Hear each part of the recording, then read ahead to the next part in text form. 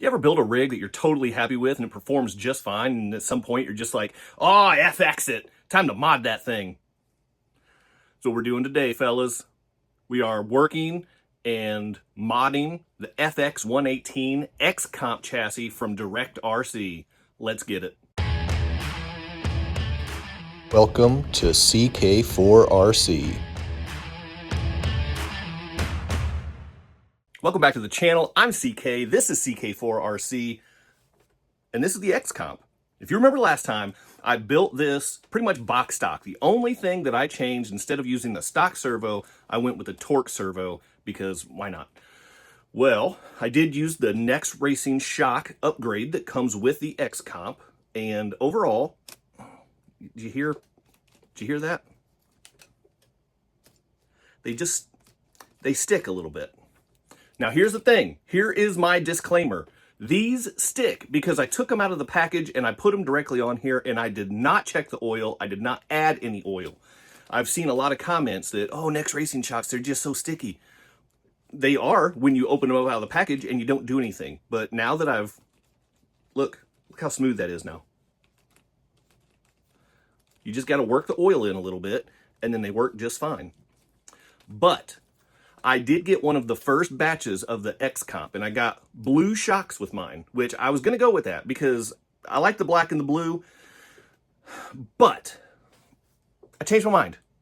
I don't like the blue with the red. So what I'm going to do is I'm going to go back to the stock shocks from the FX118 Fury Wagon, simply because they have that red shock cap. That's it. That's the only reason. They perform just fine. And what I'm going to do is I'm going to take the spring off. I'm going to run, I know people call it full droop. It is not full droop. That's not what full droop means. But in the sense of mini crawlers, that's what people say. I'm going to run a full droop setup on this. If you don't believe me, go to Boomslang Sus YouTube channel. He is a suspension guru. That dude, he knows it all. I don't, but he does. Go check out his channel and he'll straighten it all out for you. And it makes total sense. Anyway. So I'm going to swap out the Next Racing shocks, go back to the stock ones just for a color change. The other thing I'm going to do, I kept the stock wheels and tires on here, and I'm just not a huge fan of these. They're okay, but I have a set of 70mm DJ Crawler comp pins on some red wheels that I got mounted up, and that is going to look so good. Come on, that's going to look so good, right? But also, these are significantly bigger. Is the camera picking that up? Man, look at that. So, bad news there. That is going to raise the ride height quite a bit. The center of gravity, we're going to be looking like, maybe not World Trade Center tall, but maybe like Chrysler Building tall. Like, I mean, that's going to be pretty tall. But anyway, these are going to look so good. And I've got super soft foams in the front. Can you hear it? Super soft foams. And then I went with some medium Injora silicone gels in the rear. They don't squish the way that the foams do, but these are a little bit stiffer, so they're going to go in the rear just to kind of help keep that stance whenever it's climbing, so it doesn't compress on the rear tires and flip backwards. We're going to do that. And then the last thing I've got some strategic brass that I want to add to it. I'm not going to go crazy with weight. With a comp rig, the lighter the better, generally speaking. But you do want weight in the right place, and so that is what I'm going to work on. So I've got brass front portal covers for the front. I don't have box covers for the rear. I don't want it on the rear. But brass front portal covers for both sides. Get that weight forward, front, low, and on the outside. Keep that thing planted whenever it's climbing, side hilling, things like that. And then I've got some brass diff covers to go with that as well. I'm probably only going to use one. I'm going to use that front one again to get that weight bias more front, more forward. Get it forward, as low and as forward as possible, and really try to shoot for that 60-40 bias. Now, having said all that, I don't know where this thing falls. I don't have 4 corner scales. So if anybody out there is watching, if you want to sponsor me some 4 corner scales, I'd be all for it. Anyway, I have recently learned a trick. I've seen it on a couple channels to where you can use just a regular scale and set up your truck and you can figure out quite accurately what the front rear bias is. Now you can't figure out the four corners, and that's okay. I'm not that worried about it, but to see what the front rear weight bias is, I'm really curious about that. So we're gonna check the before and after weights and see what kind of a breakdown we get. And then I also have my setup table over here that I wanna test. Incline, Sidehill, want to test all the good stuff on the setup table before and after, just to compare what kind of a difference we get with the brass, better wheels, even though it's a higher center of gravity, and running full droop suspension. So that's what I'm going to do to this thing. And as far as that goes, I'm going to call it done. So let's get busy. I'm going to get things set up for the check-in, the before check-in, and then I'll get to work on this thing. Here we go. First up, we are going to test the overall weight. So we will get this thing turned on, let it zero out, and then I'm going to flip this thing upside down because there's no good way to weigh this thing. 367 and a half, let's just call it. 367, all right, we'll go with 0.6, right in the middle, is the total overall weight of the before any modifications. And now here is where the trick comes in, and this is a really handy thing. So all you need is a scale just like this, and then you need a comparable, and I mean like a very comparable height object. And what you do is you take the center of the skid plate and put it right here in the crack between the scale and the other platform. All right, so that gives us 212.2. I'm sticking with 212.2. Okay, so if we flip this thing around, that should give us 158.8. Does that equal out to 167.7? Let's do some math real quick. Okay, I did some quick math and it added up to 370. So it's just a tiny bit off. And if I take the 212, that front weight, and divide it by the 370, that puts me at 57.2%. So it's about a 57-43 split. So really close to that 60-40, just the way it sits. I think we can do a little bit better than that. But before we get to work, let's get the setup table going and check these measurements over here with the Sidehill and the incline. Okay, I'm not going to mess around with the flex index because I'm really not worried about gaining any articulation. I don't think that I would anyway, not with the mods that I'm making. So, all right, let's get this thing settled in and start the Sidehill and see where we go. This is box stock, our pre-measurements. We're ramping up to 45, 50, 55. It's sliding. We're at 60. 65? Is this? That was around 70 is what it's showing me on there. Let's do one more test just to see if that is actually an accurate measure. Make sure it's not pinched on anything. Okay. Jump back up here. It started sliding around 50, 55. All right, so I think I had something setting wrong the first time. So third time's a charm. The second time was around 55. Let's do it one more time just to settle the debate. Back up to, so 54 on that one. So the first one was an anomaly. That was a human error on my part. Go figure. Who didn't see that coming, all right?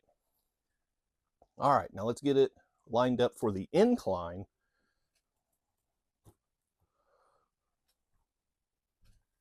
And here we go. Jumping up to 45, 55, 60, 65, 70, 75? 77. is what we got on the incline. I'm going to do it again, just like I did for the Sidehill, just to make sure that that is an accurate number because it seems so high. Let's see what we got. All right, we're rolled to the bottom of the table. All right, here we go. We're at 55. We're up to 60, 65, 70. It wasn't a fluke. 75, and I can feel it pulling off the table. 80? 82 is what I got on there. That is bonkers. I'm going to do it a third time just to see what we get, because just like with that Sidehill, I want to make sure I'm not doing something wrong, because I do things wrong a lot. So let's get this thing going. Get the tires. There we go. All right, it's rolled back to the bottom of the table. It's not pinching on anything. It is freestanding. Here we go. We're at 65, 70, 75, 80, 83. So that incline on the XComp box stock is bonkers. Now let me be clear. Nobody's going to climb an 80-degree incline with this. That is not what the incline test does. The incline test just checks your balance to see how far upright you can get before your balance kicks in and flips you over. But hitting 80 is crazy. So we have our pre-numbers. We have the initial weigh-in numbers. Let me get these mods slapped on this bad boy real quick, and let's come back and check out the post-fight check-in. And there she is in her glory, her final appearance. Turned out pretty good. And a benefit of this full droop setup, because these tires are so much taller than what the stock ones were, it was going to raise that center of gravity. Going with the, again, it's not exactly right, but the full droop setup lowers that center of gravity back down. So kind of offsets a little bit. I think the benefit of these tires with the full droop, I think is going to work out very nice. So as you can see, the blue shocks are gone. I got the red stock shocks back on there. It looks good. Look at those wheels on there as well. Just really matching that red and black color scheme. The torque servo with the red and black just fits in so perfectly. And this thing is done. So let me get the bench set up and we'll get the second round of measurements. All right, let's go ahead and get the scale turned on and centered or zeroed out. It was 367.6 before I added a little bit of brass and the new wheels and tires. This takes it up to 481.4. So that is a pretty significant weight gain.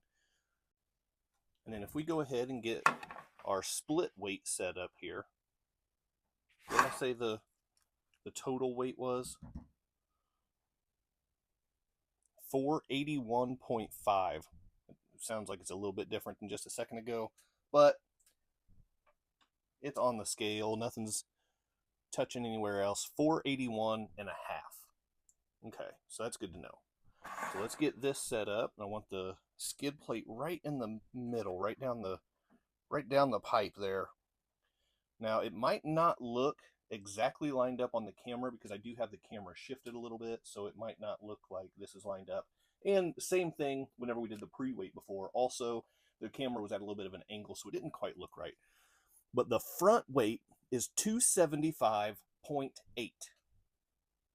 275. We're going to call it 27. We'll call it 276 just for some easy math. Okay. And so then the rear weight gives us 206.3. We can just call it 206, 206.4, 206 and a half, somewhere 206, 206.5, somewhere in that ballpark. So let me crunch some numbers real quick and see what that gets us. All right, we shift back to the setup table. We'll start with the Sidehill. If we remember last time, I think it got us around a 54 on the Sidehill, I believe, after that first crazy number that we had. So we're coming up on 50. It is starting to wiggle a little bit. We're at 55. Okay, so we got up to about 56, 57 on that one. We're going to do it again just to make sure that everything is scientific. Get up here close to 50, start slowing down a little bit so I don't throw it off. We're at 55. So right around 55, 56. That is just a very nominal improvement. Very nominal, but that's okay. Because I think we're going to see, well, actually, I take it back. We're probably not going to see a crazy improvement on the incline because we were in the 80s. We were right around 80, 82, somewhere around there. So let's get going here with this.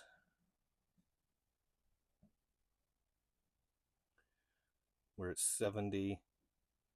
We're at 75. We're at 80. We are at 85. We're at 86, almost 87. So there's some improvement. There's definitely some improvement. And that is bonkers. So we're going to do a second test run just to make sure that I'm not messing anything up. So let's go ahead and fly on up here. We're going to fly up to 70, 75. All right, start slowing down here between 75 and 80, coming up to 85, 87, 88, 89, 89, almost 90 degrees on this before it tipped over. So definitely an improvement on the incline, the Sidehill. Not a whole lot of change there. I'm gonna do it one more time just for giggles. Get up here to 45, 50, 55, right at 55, 50, pushing 56, but right in that 55 ballpark. So not a big change on the Sidehill. I was hoping that the full droop and the brass portal covers, really hoping that would kind of drop that and keep it playing a little bit. But like I said, these are much taller tires, so that's going to work against it. So just a nominal improvement there, but we're going to count it. Well, there we have it. What do you think? I think it turned out pretty cool looking, right? Definitely get a little bit better metrics on there. Oh, I forgot to tell you the breakdown on the front to rear weight bias after this stuff. It bumped it up to right around 57.5, 57.6, right in that ballpark. So just another incremental increase there as well. But it's just a little bit closer to that 60-40 golden weight bias, right? So we're 57.5 to 42.5. That's not bad. I'll take that. Also, I want to note that I did the weigh-ins without my battery, and I did it on the pre-weigh-in accidentally, but then I realized that I did that on the first weight, and so I didn't want to do it on the second weight, so the second one was intentional. That would change things a little bit, but the numbers are comparable with the pre and the post because I left the battery out for both. So want to point that out because yes, that was a mistake on my part, but I kept it consistent for number's sake because science, you know? So here is my FX118 X competition DirectRC. Look at that right there, huh? Picked that up when I was at Beat the Creek working the DirectRC booth. DirectRC XComp for their 1-year anniversary.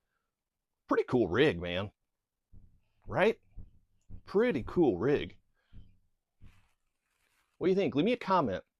Are you into this kind of crawler, or do you prefer more of a scale trail look, or do you just prefer something with a body, even if it's not super scale? Let me know what you think of this style of crawler, and we'll see how she performs in an upcoming video. See how she does. I have a feeling it's going to be pretty good. We're going to find out, though. It's Fury Tech Electronics.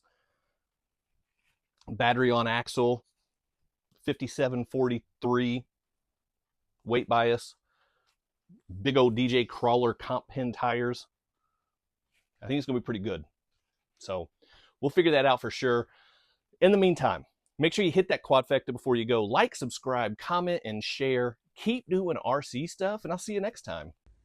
Big time thank you to my members and channel partners, and if you would like to join the ranks, click on that join button for exclusive content, never before seen videos, early access to videos, and other exclusive content, pictures, polls, and having an active voice in what comes next on the channel. So appreciate the support. Click on that join button, and thank you so much to the channel members.